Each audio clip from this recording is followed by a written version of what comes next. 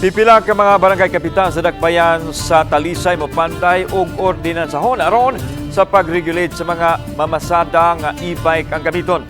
Ani ang live report ni Femari Dumabok. Fem. Yes, Lan, kini sa tinguha nga masolusyonan ang problema sa paghuot sa dagan sa trapiko ilabi na sa mga sudlunong daan diha sa dakbayan sa Talisay. Ug kini usab aron sa pagtubag sa mga reklamo sa mga tricycle driver kalabot sa mga kompetensya nila diha silang panginabuhi. Usa sa gireklamo sa mga tricycle driver ang nagkadaghang e-bikes nga ilang kakompetensya sa pagpamasahero apan way permit o rehistro. Hinuon matod sa mga tricycle driver nga dili usab sila buot nga mawagtangan og panginabuhian ng mga e-bike driver apan unta i-regulate kini. Gumikan niini nakigtagbo na gahapon ang Pangulo sa City of Talisay Traffic Operations Development Authority sa tulo na ka mga barangay kapitan sa barangay Poblasyon, Tangke ug San Roque. Sa ilang mga barangay musumada na og kapin sa 1,000 ang mga e-bike nga namasahero. So, after nila sa barangay ordinance, mo-propose sila barangay ordinance, isubmit nila diri sa council for approval. So, kung panalitan maaprubahan na siya sa council, mamahimo na siyang usa ka ordinansa sa tibok syudad.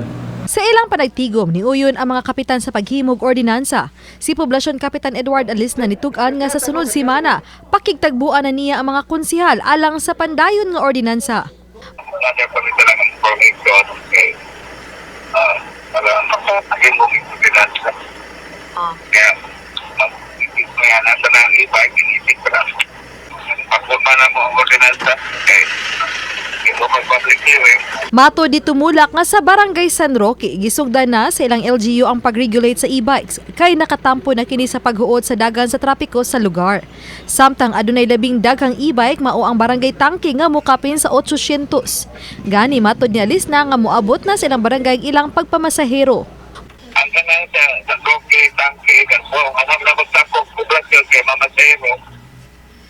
Kaya mag-iyahay naman kita ang kada barangay. Buot sa City Toda nga ilakip sa ordinansa ang pagdili sa pagpamasahero sa silingang barangay. Insakto nga plitihan, oras sa ilang pagmaniho o guban pa. Dugang sa City Toda dulana sa 4,000 tanan ang mga namasahirong e-bike sa syudad sa Talisay. Yes, Lan, sa pandayon unyang ordinansa pag-regulate sa mga e-bike, lakip na unya niini ang pagpatuman sa color coding sa mga e-bike kung aron dali usab sila nga masuta kung asa sila nga barangay nasakop ug did-an gyud sa pagpamamasahero ang mga minor de edad. Sudan sa pipila ka mga kapitan ng pagpanday sa ordinansa karong Hunyo 15. Lan? Daghang salamat, Femari Dumabok.